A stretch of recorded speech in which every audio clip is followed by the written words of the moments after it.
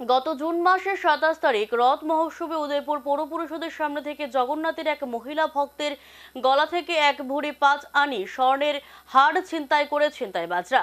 এখনো পর্যন্ত পুলিশ সে হার উদ্ধার করতে পারেনি। এবার এক সপ্তাহের মধ্যে আবারও উদয়পুর মধ্যপাড়া এলাকা থেকে বৃহস্পতিবার বিকেল ৫:৩০ নাগাদ এক মহিলার গলা থেকে ১ ভরি ওজনের স্বর্ণের হার ছিনতাই করে নিয়ে যায়।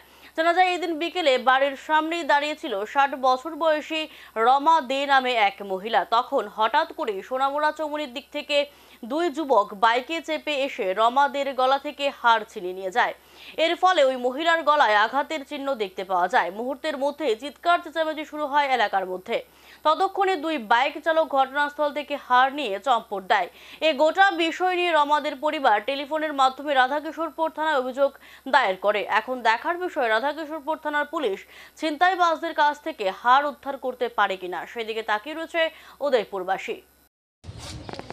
ও আমি বাড়িছি গেটে গাড়ি রাখাতে বাড়িছি, এই গেটের সামনে গাড়ি গেছে, দুজন ছেলে আইয়া আমার গলার টান দিয়ে হাতটা দৌড় দিচ্ছে। কুদ্দুরি বাহারটা ১ ভরি।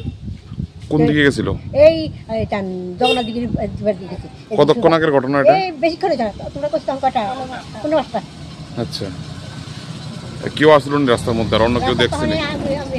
এই জায়গাতে আসলো না, সম্পূর্ণ মানে ফাঁকা অবস্থা ছিল রাস্তাটা নাকি? কি নাম আপনার? আমার নাম হচ্ছে রমাদি। মানে এলাকাটার কি নাম আপনার? এলাকার নাম হচ্ছে মধ্যপাড়া টাউন সোনামুড়া। থানাত কি জানাইছেন নাকি? থানা না, থানা জানাইছি না তো। গলার মধ্যে ব্যথা পাইছি।